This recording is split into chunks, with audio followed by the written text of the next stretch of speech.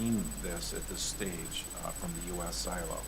Of course, we do have one concern, and that's the concern we're chasing down, which is whether or not there's commingling between the .com silo and the U.S. silo exchanges. And the reason for that is we know there was sort of common control and access of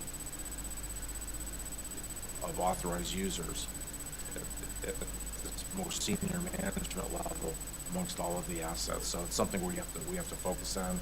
We haven't seen evidence right now of that, but certainly that's something we need to investigate and trace. Okay, and my remaining 2 minutes, I want to turn a little bit to operations. Is there any evidence of his parents' involvement in the operations? We're investigating that, as well as any other players in the email, Slack, Signal. It's billions of records. It's a very vibrant environment. So I hear that you haven't discovered that. I mean, it would seem interesting that that they didn't either give legal advice or business advice or parental advice, maybe.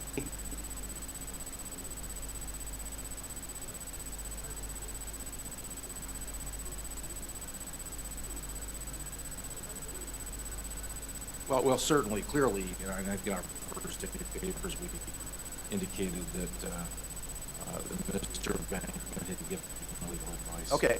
Had he been an employee of FTX? Has it been reported? I don't know if he actually had an employee status, Okay. but he certainly received payments from, the family did receive payments. Okay, that sounds like employment to me. You got a payment for, okay. Well, I raise that because on December 8 of 2021, I met with Sam Bankman-Fried in my office, which I will note was just immediately before he came down to the hearing. He was at least 15 minutes late, and his father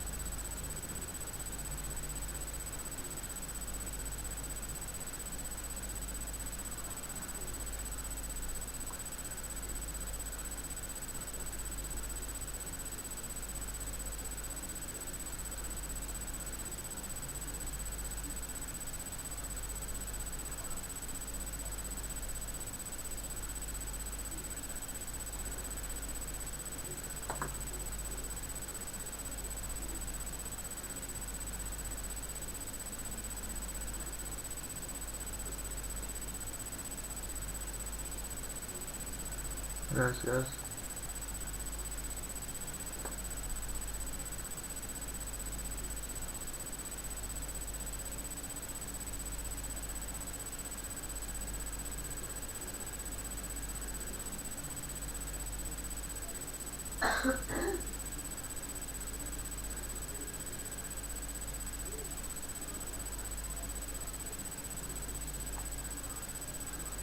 Вместе учим английский язык.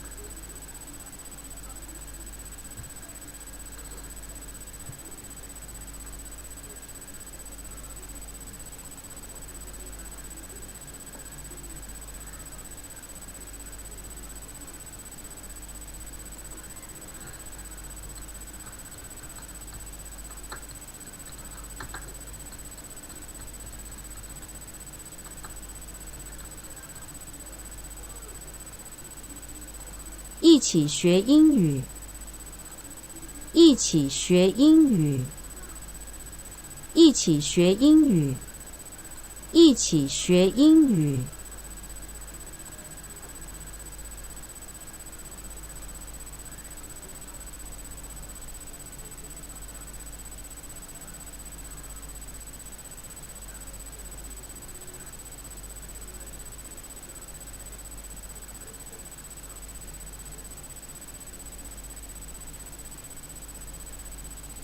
Почему идет все?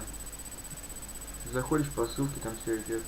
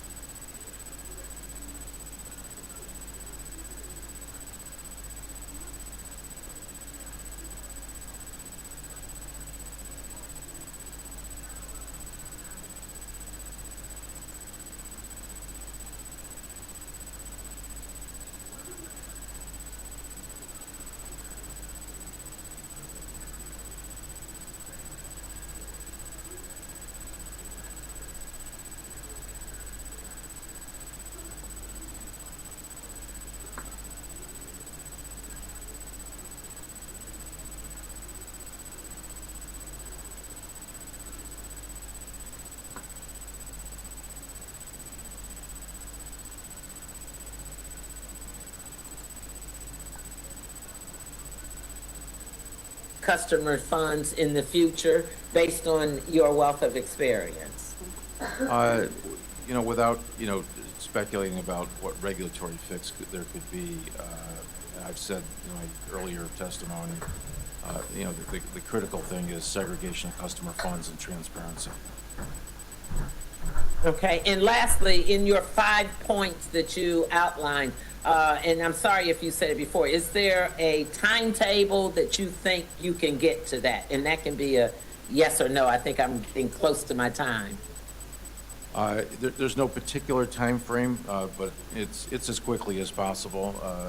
In my experience with Enron. And is that months? Is that weeks? Quickly as possible? It certainly isn't weeks. It's definitely months. And the causes of action, could take longer. But we will marshal assets on a weekly basis and on a monthly basis, and we'll do that as quickly as possible. Thank you so much for taking the time to try to help us out. I yield back. Thank you. The gentleman from Kentucky, Mr. Barr, is now recognized for 5 minutes. Thank you, Madam Chair. Mr. Ray, in your declaration, you said that many of the companies in the FTX group did not have appropriate corporate governance and that this situation is unprecedented. You also, in your testimony today, said that the FTX collapse stems from the lack of an independent board and a complete failure of any internal controls or governance whatsoever. Can you elaborate in describing the governance structures for FTX.com that led you to make those comments? Well, first and foremost, there's no independent board of directors. So one of the first things that I did was put on an independent board of directors, led by our chairperson, who's the former U.S. Attorney, and Honorable Joseph Farnan, former U.S. District Court Judge. So put in a corporate structure of independent directors, put in separate officers, the new officers of the company. I put in a new CFO, a new Chief Information Officer, a new Head of Administration, all independent, with some background and experience in these sectors. None of the employees, there's a lot of titles in the company, but no experience to back it up. Can you explain how the FTX.com governance structure differs from the governance structures of FTX US? Virtually no difference. There was no structure. Mr. Ray, in your work so far, have you examined the governance structure or the flow of assets to the FTX Foundation or its various affiliates, including FTX Community, FTX Climate, or the Future Fund? We are digging into that. We've not completed our review. I am curious in your work whether or not you will determine whether those entities were established properly as profits or whether or not the funds received were improperly transferred customer accounts. Do you have any visibility into that yet? We're looking at that right now. We've asked our folks at Ernst & Young to look at the tax side of it, and we're investigating the money transfers.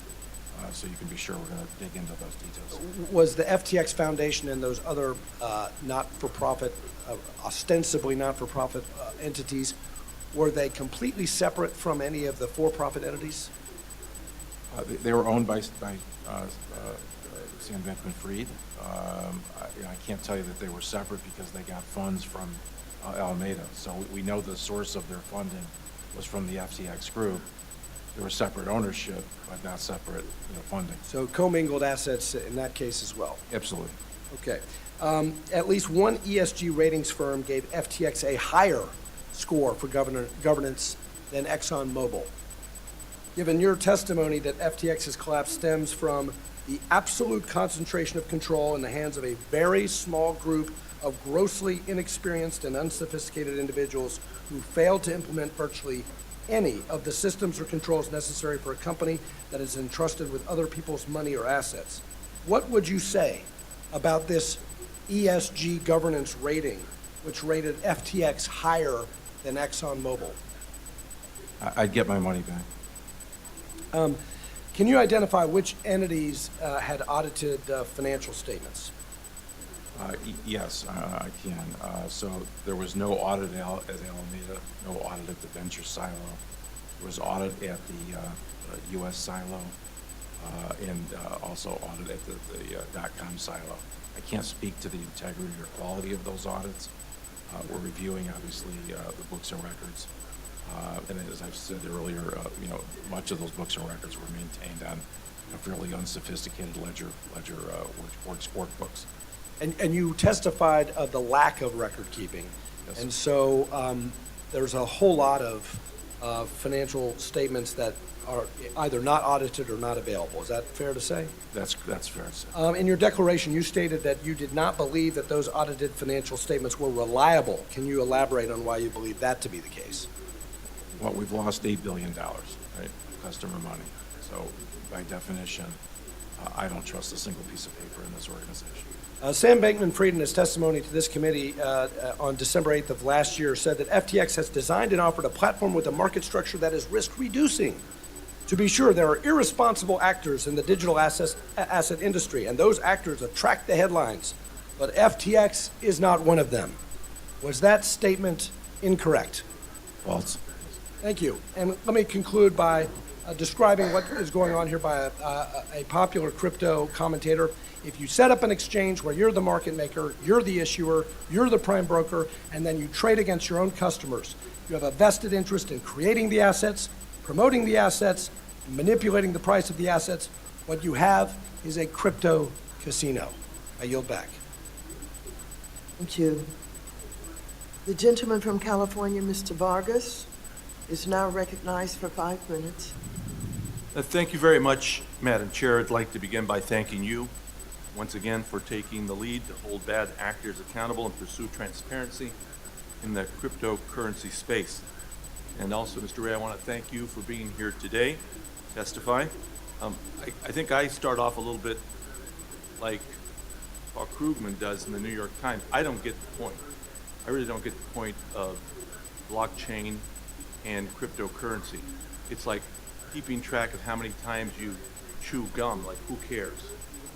There's other ways that are, I think, less fraudulent to make transactions. But anyway, that being said, how many times have we talked here about the potential for abuse, fraud in the crypto market? Quite a bit. We've had a lot of cheerleading from some people, especially on the other side of the aisle. I don't hear it today. Haven't heard it yet, but I do want to hear it like we normally hear it, and how wonderful it is and how they shouldn't be regulated by the SEC, that they're too tough on them. Imagine we're not going to hear that today, especially after what we saw with FTX. But we do want to see order and transparency in this industry and throughout the financial markets.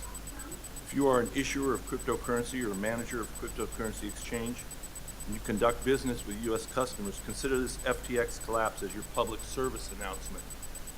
come into compliance with the Securities Act of 1933, the Securities Act of 1934, and all other applicable federal and state laws. Do not skirt the law, mishandle U.S. citizens' funds, and then claim innocence. For the cryptocurrency industry to continue, citizens need to be informed, regulators need to uphold the laws, and companies need to comply.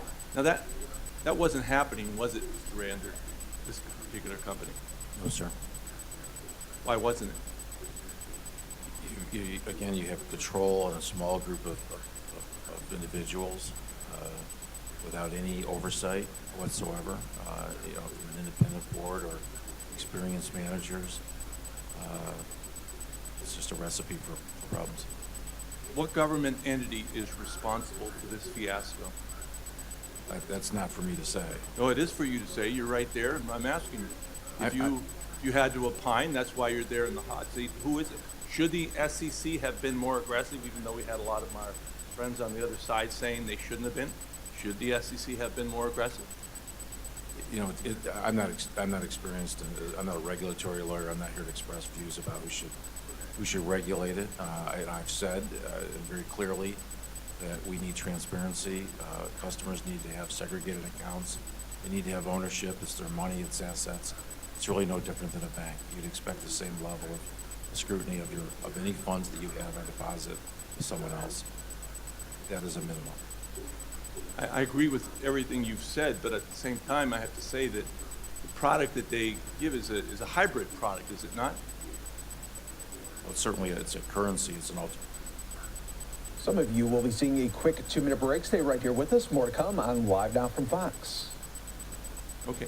Well, that's the whole problem, I think. I don't get the point of cryptocurrency to begin with, other than, if you're a terrorist or someone that wants to hide money, and then I get the point.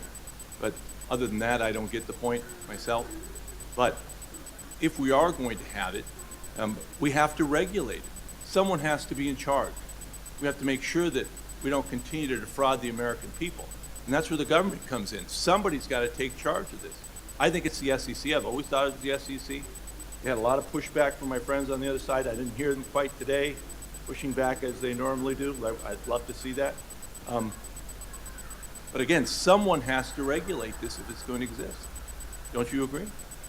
I certainly think there has to be more controls in this sector. We should regulate it. I defer to this committee. That, Madam Chair, I yield my time back. Thank you. Thank you. Now, the gentleman from Texas, Mr. Williams, is now recognized for 5 minutes. Thank you, Madam Chair, and thank you, Mr. Ray, for being here. Appreciate it.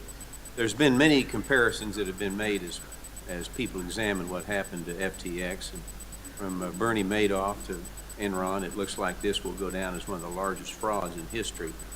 And Mr. Ray, you have a unique perspective on the fact that you have worked on the Enron bankruptcy. I'd be interested real quick if you talk a little bit real quick about how it compares. You got cut off in the early time, and I'd like to hear a little bit about that. Enron was is a really a different company. The crimes that were committed there were highly orchestrated financial machinations by highly sophisticated people to keep transactions off balance sheets. This is really old-fashioned embezzlement. This is just taking money from customers and using it for your own purpose. Not sophisticated at all. Sophisticated perhaps in the way they were able to sort of hide it from people, frankly, right in front of their eyes. But this isn't sophisticated whatsoever. This is just plain old embezzlement. Old school. Old school. There you go. It seems like Freed has some interesting ideas on how he can stay relevant in the FTX world, and even after stealing customers' money and driving the company into bankruptcy. And I have read that he wants to be retained as an outside consultant, and been very critical of your own appointment, quite frankly, into this position. So after his arrest last night, all of his wishes seem even more unlikely. So what role, if any, should he play in FTX moving forward? The role he's currently playing. Okay. Zero. Good. You stated that FTX was a platform allowing for users to trade digital assets.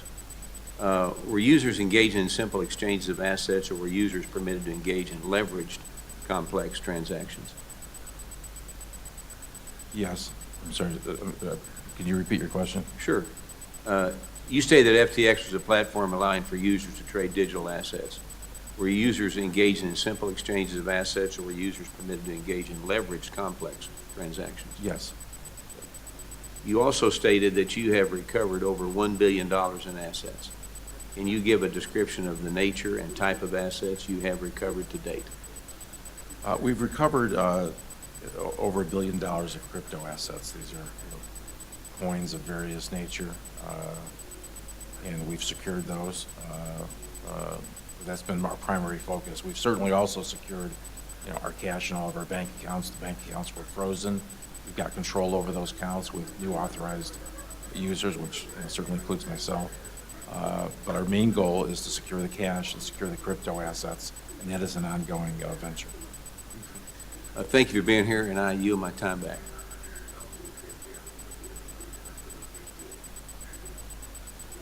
Thank you very much. The gentleman from Guam, Mr. San Nicolas, is now recognized for 5 minutes. Thank you, Madam Chair. Mr. Ray, thank you for being with us here today. There's a lot of people following this trying to understand what happened for a variety of reasons. Of course, your primary responsibility will be to make sure that the creditors are made whole, as well as depositors and everybody else who has a stake in varying degrees within the company. My first question is, have you been able to pinpoint the specific cause for FTX's collapse? I know that there's all kinds of stories about loans to the owner and no internal controls, loans to Alameda, commingling, but is there a specific trigger point or a specific cause that has resulted in the FTX collapse? I think I've described it. It's really just the unlimited ability of those in control positions to borrow customer funds or take customer funds and then deploy them for their own use. That use involved margin trading, which is inherently, risky. And of course, they've spent enormous amounts of money beyond that. But it's really the misuse of funds, and it's as simple as that, on a large scale basis. So what is the big picture balance loss as a result of this bankruptcy? How much has FTX lost as a result of this? We don't have exact numbers, but we know Ballpark? It's several $1 billion, in excess of $7 billion. In excess of $7 billion. Yes. So in excess of $7 billion, we're saying that the Sam Bankman-Fried and Company basically took or misallocated $7 billion, and that's why FTX has collapsed. Right. So funds were taken from customers, funds were invested, trading losses incurred in Alameda, and then funds were deployed that will never be, valued at the same dollar amount. There was over $5 billion of investments made. Certainly there's some value there, and we will try to get that value and sell those assets. But oftentimes, even when he made those sorts of investments, whether it was directly or through others in management, sometimes he would do that really without any pro forma or any valuation. Not really quite sure how some of the purchase price numbers were derived. So it gives you a sort of worry, obviously, that the purchases were overvalued. So there's a concern there as well. So Alameda lost $7 billion as a result of investment decisions and margin trading. There's a multitude of reasons that caused the gap in assets between the customer balances and what's there today and what we hope to gain. It can't be pinpointed just on losses on trading activity. The reason I'm asking, and I'm just kind of narrowing it down because my time is expiring, but it's important for us to very clearly understand what caused this collapse.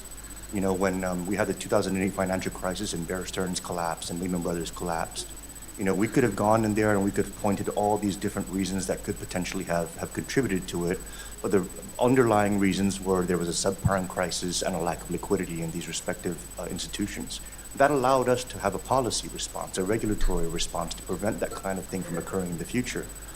The FTX collapse right now is just FTX, but are these lack of controls and are these environments that resulted in the FTX collapse, are those still existing today, and could the same thing happen in similar operations such as Binance, for example? Could they also engage in the same activities under the current regulatory regime, and if things go wrong, have the same outcome? Well, it just Welcome everyone here to Live Now from Fox. We'll get back to that hearing in just a little bit, but we want to bring you some breaking news coverage of a fire happening in New York City. This warehouse fire happening live right now on Live Now from Fox. This is the Erie Basin Auto Pond in Red Hook. The warehouse on Columbia Street stores vehicles that have been impounded for non-parking violations. And you can see that it is up in flames right now. Sky Fox aerials showcasing this one as a lot of thick smoke going up in the air there in New York City as firefighters work to try to knock down this fire at this warehouse. Of course, we always got you covered with breaking news and top stories and headlines from across the country. We're going to take our final break here of this hour. Stay right here with us. More to come on Live Now from Fox.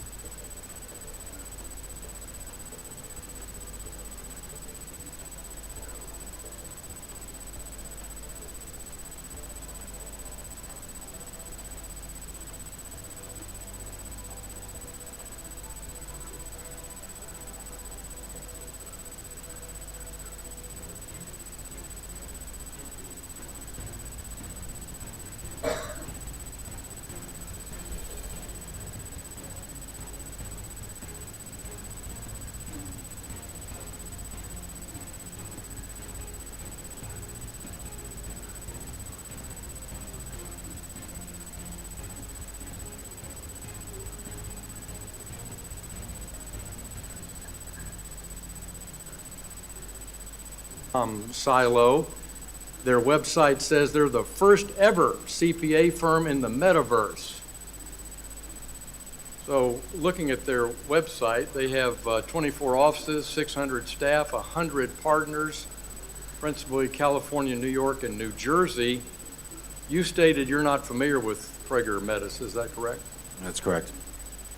Are they cooperating with your, in your role as bankruptcy trustee? We're reaching out to, you know, both firms, audit firms, as well as the firm that does our taxes, and we certainly have tools available if they don't cooperate, but everyone seems to be cooperating at this point. And are they, you anticipate they'll actively participate in the forensic accounting work you're doing with Ernst & Young? Absolutely not. No, we are taking information that we get from the prior auditors and accountants and tax professionals, and then we're going to take our investigation from there on an independent basis. Can you tell us who the partner in charge is of the audit at that firm? I can't tell you. I can't tell you off the top of my head. Is it Jerry Etel, Brian Goldblatt, Michael Williams? Those names ring a bell? No, it's not. I can get I can get your staff. Would you provide that to us, please? Absolutely. Thank you. And then the second auditing firm are Menino. You say you are familiar with them, and that's part of a London-based firm, is that right? Yes, that's correct. And so do you feel the same way about their performance based on the books and records you've seen, that they also were inadequate in serving as an auditing firm? I don't want to, I certainly don't want to disparage that firm. We do have to look through the books and records and look at the audits themselves and see how comprehensive they were, to see if the audit would have picked up anything that we see. And certainly we're going to look at the related party disclosures that are in those audits, whether there's any footnotes or exceptions. We need to go, we need to go back and look at all those audits just from a look back perspective to determine what maybe could have been done that wasn't done.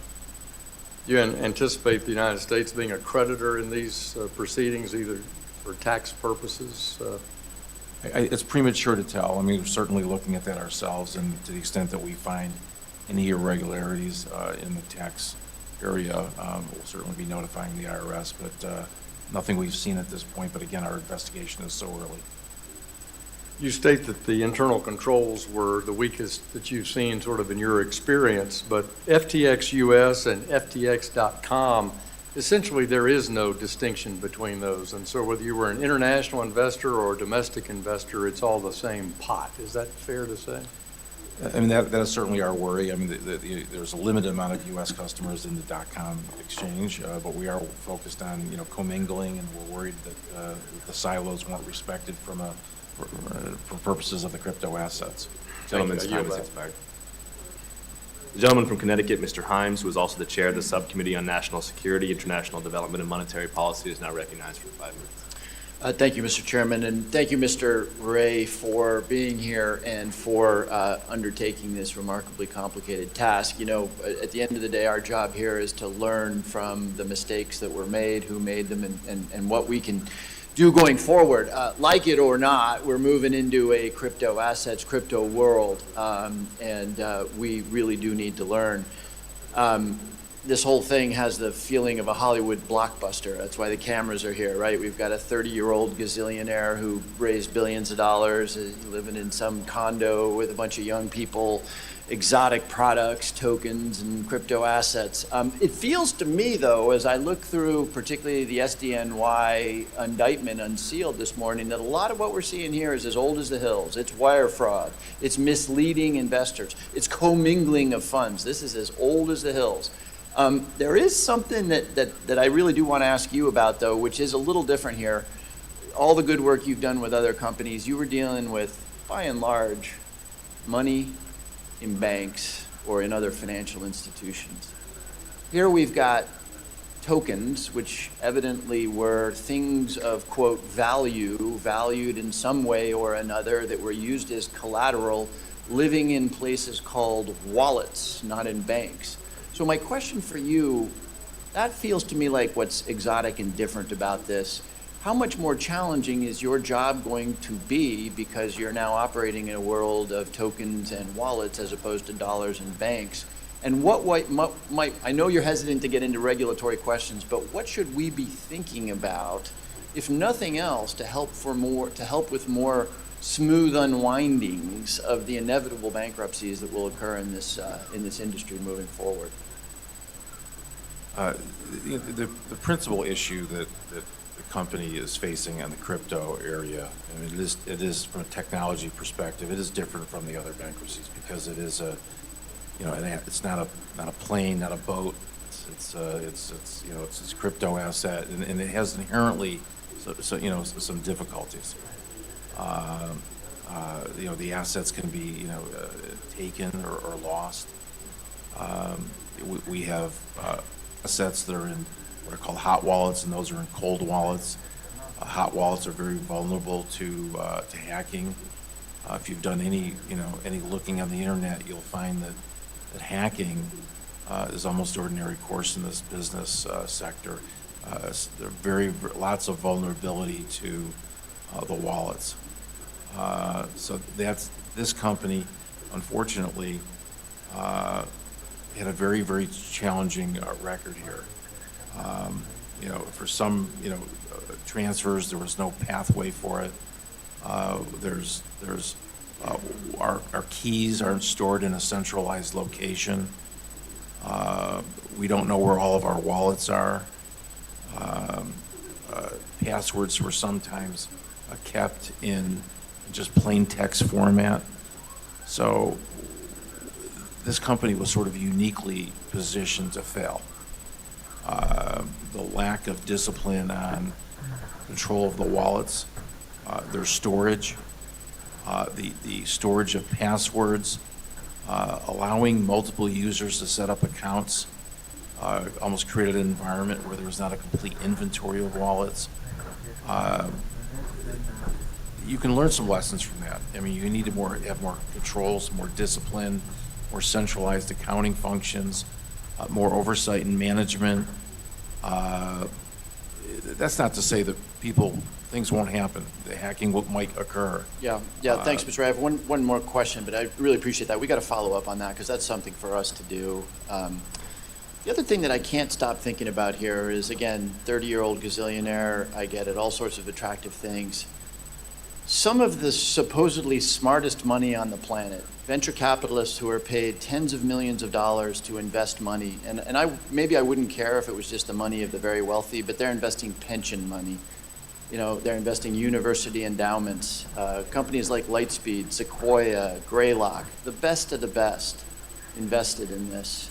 And you told us, you made a statement that this was the worst governance, the worst you had ever seen. Did you see any evidence of any appreciable due diligence on the part of these entities that gave Sam Bankman-Fried hundreds of millions of dollars? Yeah, I'm not aware of what these parties may have done in terms of their due diligence. It is surprising, obviously, in light of all the circumstances. But I don't know what they did internally to verify these investments. So, well, obviously, only they know that. Thank you. Thanks very much. Yield back. Gentleman from Minnesota, Mr. Emmer, is now recognized for 5 minutes. Thank you, Mr. Chair. Thank you, Mr. Ray, like everyone else. We're appreciative of you being here today and testifying. I'm going to start, for my part, with a series of quick questions that hopefully will assist this committee's investigation. And then I want to move on to some additional points, time permitting. Mr. Ray, there were over 100 corporate entities within FTX Group. Some had boards of directors and others did not. Was there a group-level board of directors overseeing the entirety of FTX? No, there was not. Would you agree that it's a bad decision for a complex firm like FTX to not have a top-level board of directors? Yes. Do you have concerns about the concentration of power in a small group of inexperienced individuals with no oversight? Yes. Did FTX.com have basic corporate functions like an accounting or human resource department? No. Was there a legal department at FTX.com? Yes, there was. Was there a compliance department? There were people with titles.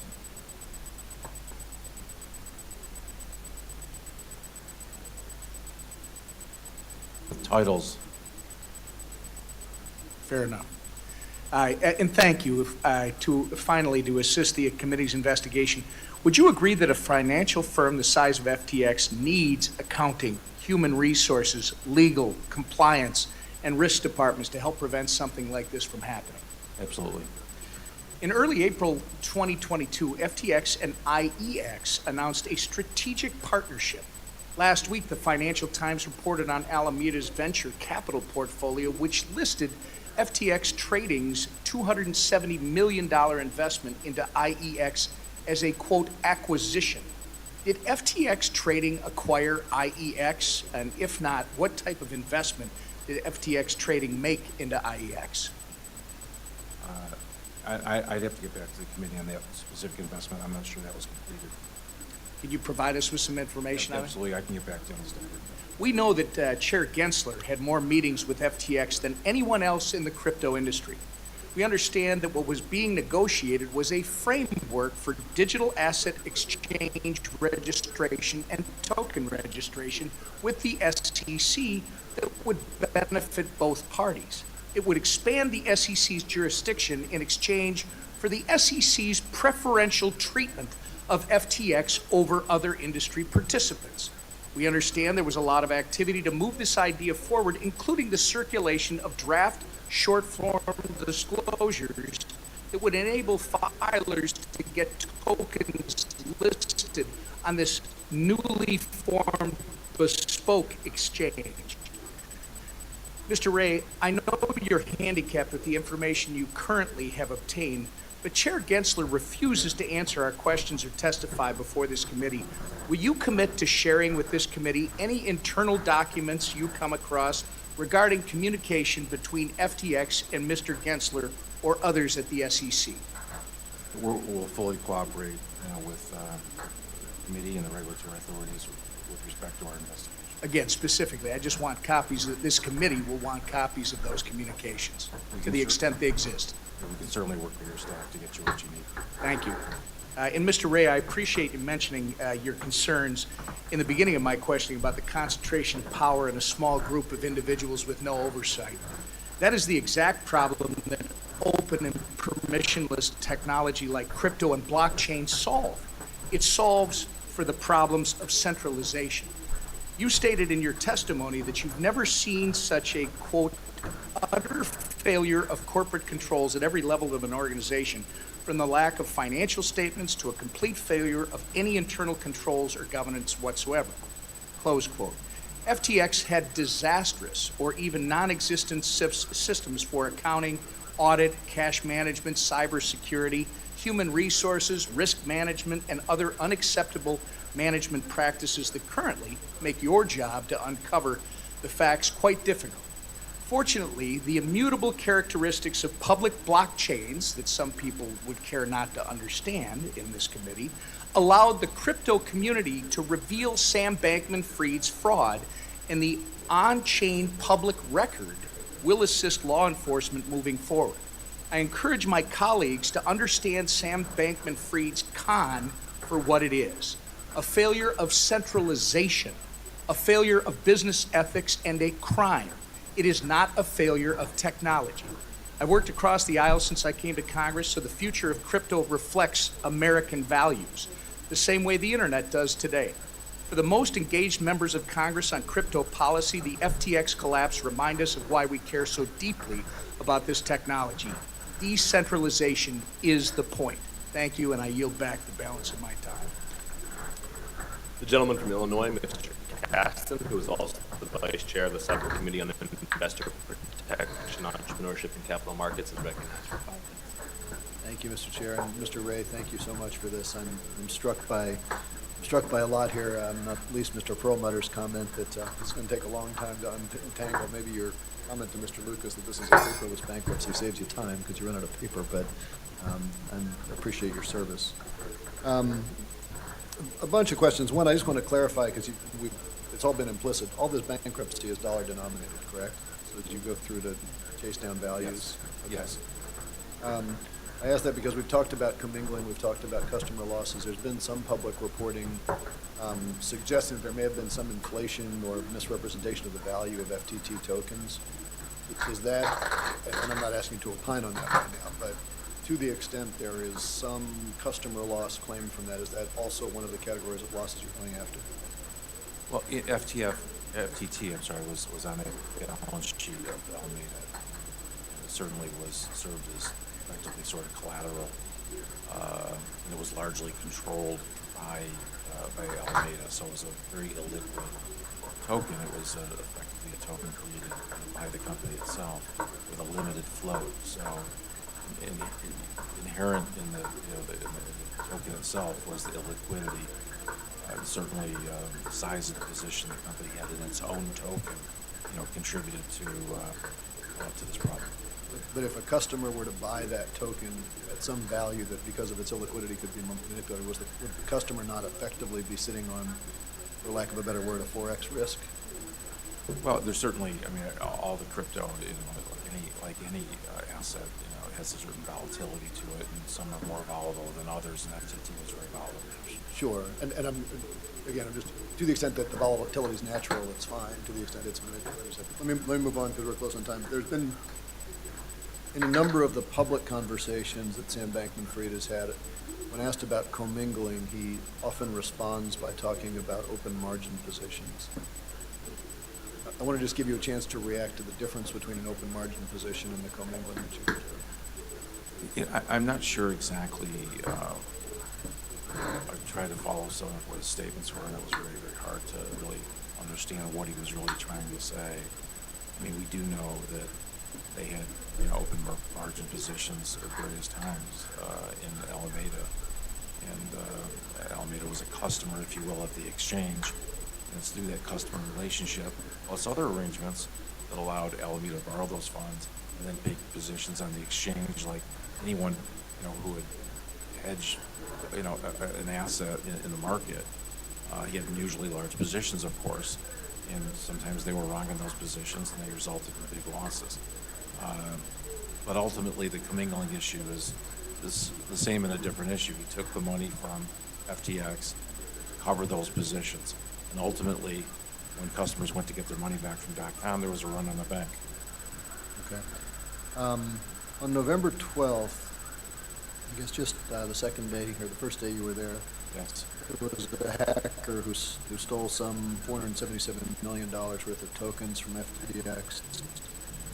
It was a November 29th interview with Mr. Bankman-Fried with Tiffany Fong when he said he's narrowed it down to like 8 people, quote. Have you had any discussions with him? Do you have any sense of where, do you have any more visibility since November 12th on that hack? Have you had conversations with him about who those 8 people might be? Is that, what's your, or in some of them? I haven't any conversations with him. We're relying on forensic and cybersecurity experts who are tracking the crypto. It is an open interface, so you can see, you can ultimately find where the crypto ends up. We've had law enforcement involved, so we're tracking it. I think we've got all the help we need in that. Okay. As I get close on the end of my time here, so far it seems like most of the losses have been within these 4 silos, and 2.7 million customers, whatever that means, is some exposure. Are you worried about any broader contagion? Are there broader contagion issues we should worry about as we, from our perspective here, and certainly other bankruptcies of this scale have spilled into other sectors? I think the industry, we've made a number of investments in the crypto sector. If you look at that portfolio of $5 billion, one of our major investments, top 20 investments were in the crypto sector. So it's a very trying time for the crypto sector, and what I worry about is the impairment to that portfolio of $5 billion, because obviously that's a recovery pool for our customers. Yield back. The gentleman from New York, Mr. Zeldin, is now recognized for 5 minutes. Thank you. Mr. Ray, I know you referenced earlier that you had not yet read Sam Bankman-Fried's testimony that was prepared for today. I had a question that I wanted to ask, and I was going to read you something that he had included in his remarks. In late 2021, I believe that Alameda Research likely had a net asset value of substantially over $50 billion market to market. I believe that Alameda was likely leveraged long, perhaps about 1.1 times leverage. That is, it had corresponding assets for roughly 90% of its position, borrowing the remaining 10%. that was roughly 1/20th of the maximum leverage FT allowed and roughly 1/3 of the leverage assumed by the average FT margin trader. In early November 2022, over a 3-day period, the market value of assets that Alameda Research had held declined dramatically, I believe, by more than 50%. Have you yet seen any evidence of a market value drop in Alameda's assets before November 2022? We haven't gone back to trace, the actual, to compare his statements with what actually happened in the marketplace. I mean, clearly there was volatility, a huge market drop in crypto over that 12-month period. So it wouldn't surprise me that, his leverage numbers changed, perhaps even dramatically during that time period. I think the problem at the heart of this is that, his positions, the collateral he had behind that, he didn't have the same auto liquidation provision that a margin account would normally have. You usually can't lose, if it's structured properly, you shouldn't be able to lose more than your collateral. Otherwise, the position closes out and there's no harm in the brokerage firm, if it's a brokerage account, for example, it wouldn't be short cash. They wouldn't have to go out to get the money from you. You close out the position. None of that existed with the Alameda positions. They had almost a complete ability to lose money beyond their collateral. Are you yet in a position to be able to describe, summarize the assets that Alameda had? We do have an inventory of the investments we made. That's pretty clear. We've got those in the hands of our investment bankers at Perella, and we're trying to understand those investments.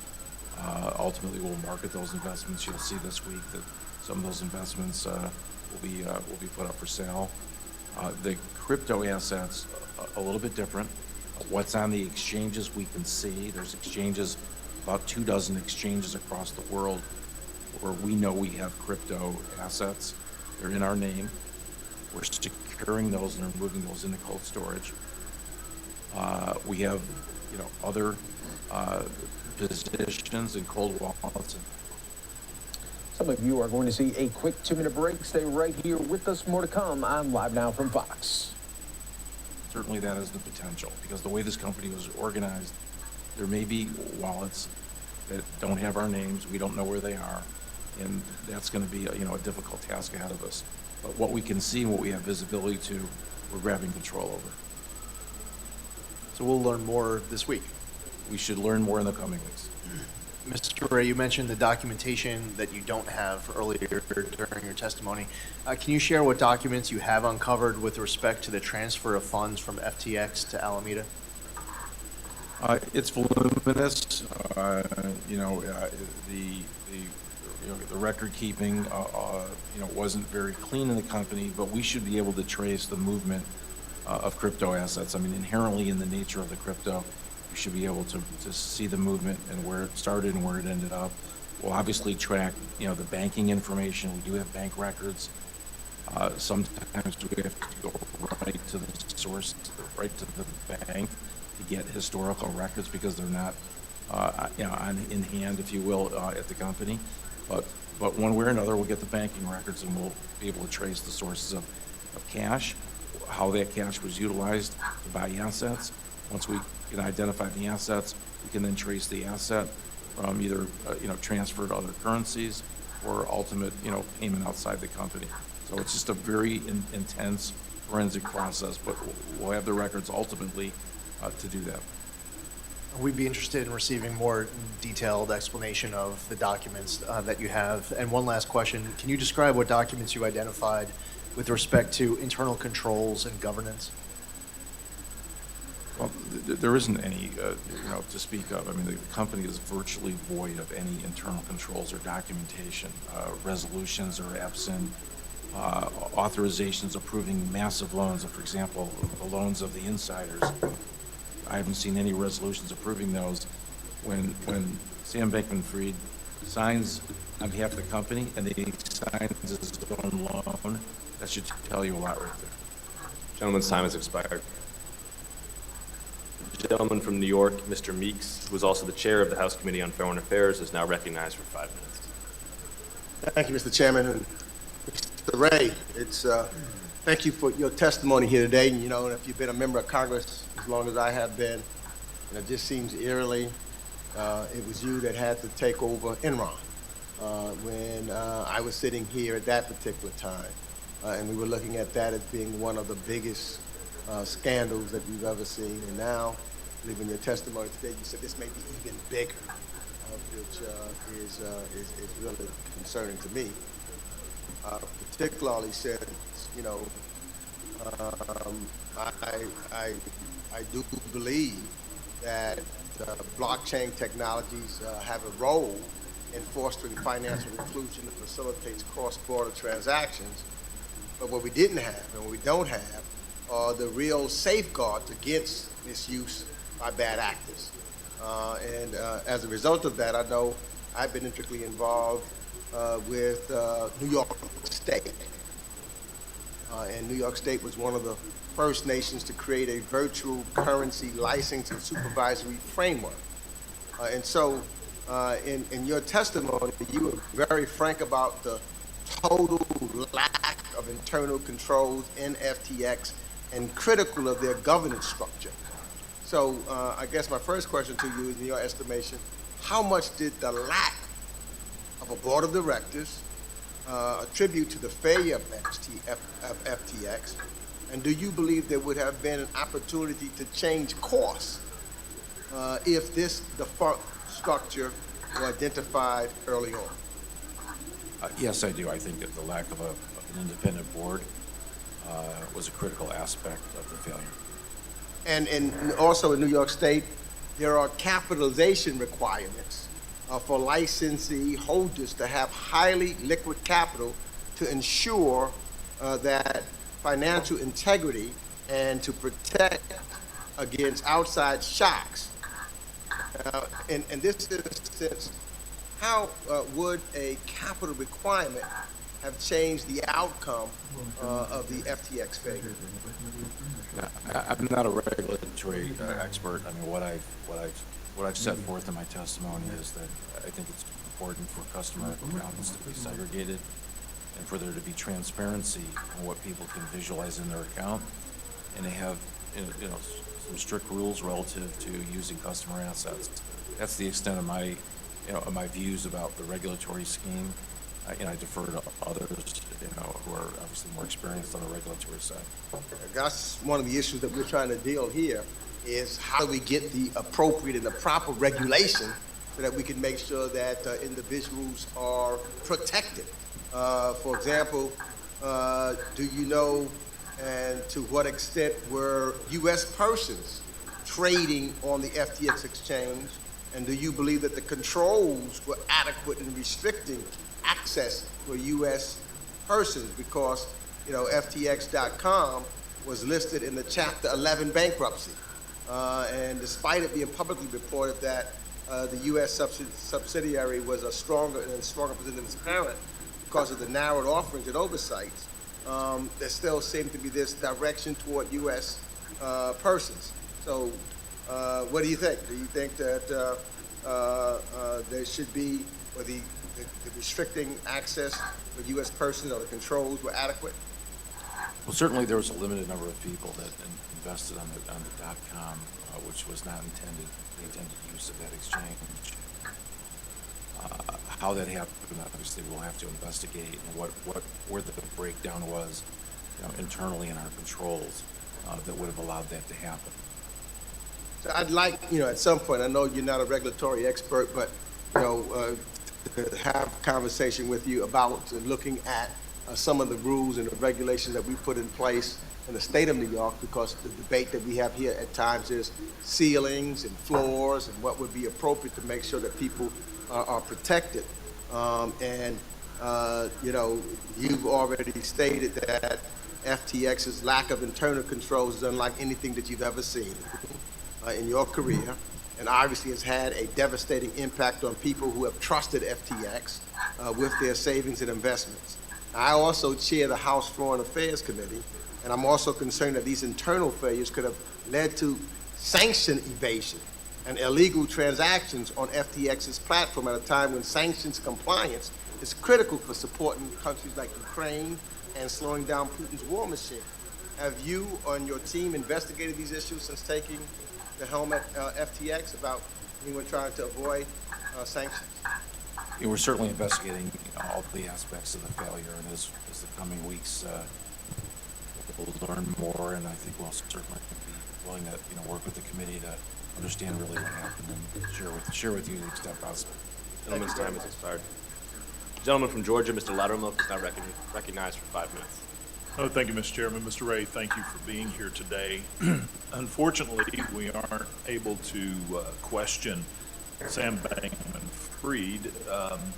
I was looking forward to that. And, however, I was concerned that you were going to testify first. I would have rather have had him testify first so we could qualify some of the statements that he may make with you, who's in the current position. However, since we've been in here, there's been a leak of what was to be his testimony that has come out. And I'd like to ask you about something that he has related in his testimony. He said if he had not been arrested ahead of today's hearings, that he alleges that FTX US has been and remains solvent and could pay off all of its customers tomorrow. Given the evidence you have and what you've gathered, is there any degree of truth to this claim? We still have a hole in the U.S., so it's, as we sit here today, it is not solved. It's just inaccurate, and I'm not sure, how would you even know that, quite honestly? We're hopeful because the number of customers and the volume of trading on the U.S. exchange was much smaller than .com, somewhat driven by the number of withdrawals that took place before the bankruptcy on the U.S. silo. But right now we have a few $100 million of value. Again, you have to look at value as of say today. Right. It's still missing. We haven't ultimately though found all the keys to the wallets. As we find and open those wallets, hopefully we'll be able to find more assets. And if we can attribute those to the U.S. silo, certainly there's a pathway to recovery there. So really the case isn't closed yet on the U.S. It's just premature, to make a determination such as his. So there is a potential that what he is claiming is true, but so is I guess that would be the reason why all of the assets in those wallets have been frozen on the U.S. side. My follow-up question would be, if they are solvent, why would we freeze those? And along with that, is there any evidence of commingling of funds between FTX.com, FTX US, or Alameda, or any of the three together? That's what we have. That's what we're looking at right now. I can't give you a clear answer on that today. We're looking, when we open up all the wallets, look where the source is from whence they came. We'll have an answer for you, but it's just much too early. I appreciate that. But summarizing, there's not evidence right now that his statement would be true that FTX US is completely solvent. Clearly not. Okay. And something else that he did previously, he stated that the Bahamian regulator, he gave the Bahamian regulators a one-day advance warning to allow investors in the Bahamas to withdraw their funds. No one else outside the Bahamas was able to withdraw funds before the bankruptcy was filed. Mr. Fried said that he allowed the withdrawals because, quote, it was critical to the exchange to be able to have a future because that's where I am right now. And you do not want to be in a country with a lot of angry people in it. Is this explanation accurate? Well, here's what we know. I can't speak to his words. What we do know is the liquidation proceeding in the Bahamas was filed effectively 24 hours before Chapter 11 proceeding. During that time period, we've documented this in our court filings as of last night. The accounts were unfrozen just in the Bahamas. Over $100 million was released, approximately 1,500 customers in the Bahamas. Did you say 15 million or 15 100 million. 100 million. to 1,500 customers approximately. These are approximate numbers. Okay. And then the door was closed about the time of our Chapter 11. You're watching live now from Fox, everyone. We always appreciate you joining us here as we are taking a listen here at this Capitol hearing, all about the FTX collapse. We are going to have much more on this in just moments. We're going to take a quick 2-minute break, and then we will be speaking to a criminal attorney to get the very latest insight on the indictment of the FTX founder and all of the news that is being made today on this. We'll be back in just 2 minutes right here on Live Now from Fox.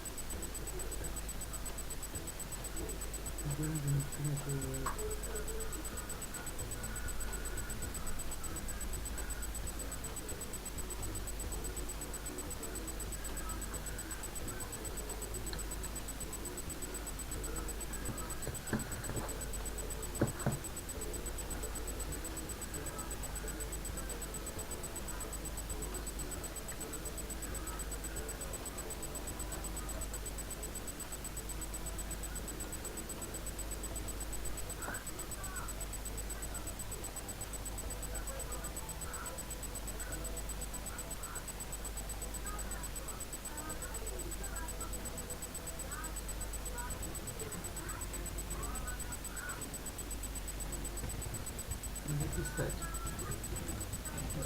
Берешь в телефоне,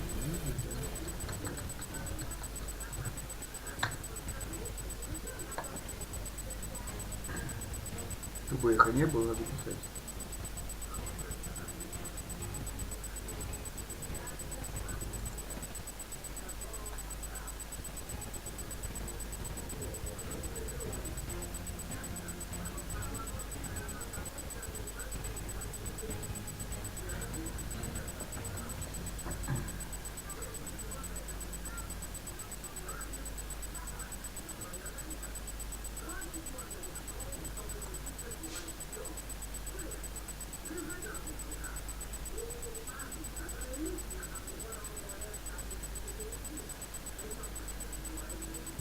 And welcome back, everyone, here to Live Now from Fox. We always appreciate you joining us here, and really, what a turn of events.